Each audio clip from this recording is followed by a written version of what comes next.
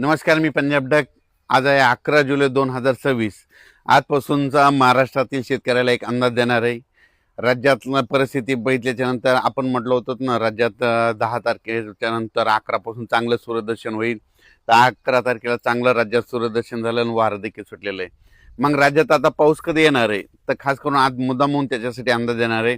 राज्यामध्ये आता 11, 12, 13, 14 पर्यंत असं चांगलं सूर्यदर्शन राहणार आहे.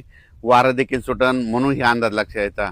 त्याच्यानंतर 15 तारखेच्या नंतर 16 तारखेपासून राज्यात थोडाफार पावसाला सुरुवात होणार आहे. म्हणजे तुरळक ठिकाणी 16च्या नंतर म्हणजे 16 जुलैपासून 16, 17, 18, 19च्या दरम्यान राज्यामध्ये तुरळक ठिकाणी विखुरलेल्या स्वरूपाचा भाग बदलत पावसाला सुरुवात होणार आहे. म्हणून हे अंदाज लक्षात यायचा.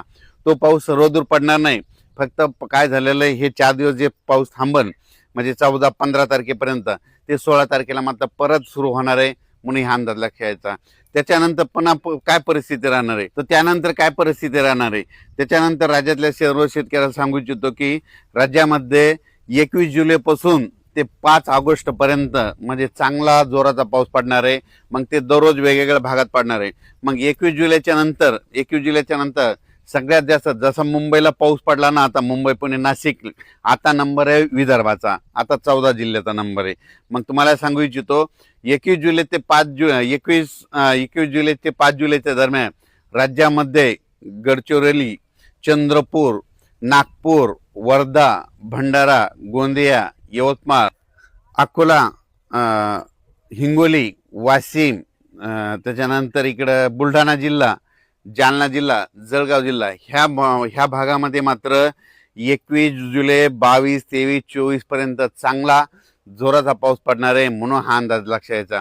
जसं मुंबईकडे पाऊस पडला तसा काय होणार आहे, नागपूरकडं, वर्ध्याकडं, भंडारा, त्याच्यावर चंद्रपूर, यवतमाळ, हिंगोली, अमरावती ह्या पट्ट्यामध्ये काय होणार आहे, म्हणजे शेवटच्या आठवड्यात चांगला पाऊस येणार आहे. म्हणून हे विदर्भात, पूर्व विदर्भातल्या शेतकऱ्यांनी अंदाज लक्षात घ्यायचा. 21 जुलै ते 5 ऑगस्टच्या दरम्यान विदर्भामध्ये चांगला पाऊस पडणार आहे. पूर्व विदर्भ आणि पश्चिममध्ये 6, 5, 11 जिल्ह्यामध्ये चांगला पाऊस पडणार आहे. म्हणून विदर्भवासियांसाठी आनंदाची बातमी. म्हणून विदर्भातल्या शेतकऱ्यांनी 20 तारखेपर्यंत तुम्ही तुमचे शेतीचे कामे करून घ्यायचे, कारण की 21 तारखेच्या नंतर चांगला जोराचा पाऊस तुमच्या भागात येणार आहे. म्हणून हा अंदाज लक्षात घ्यायचा. जसं मुंबईकडे पडला तसा आता विदर्भाचा नंबर आहे.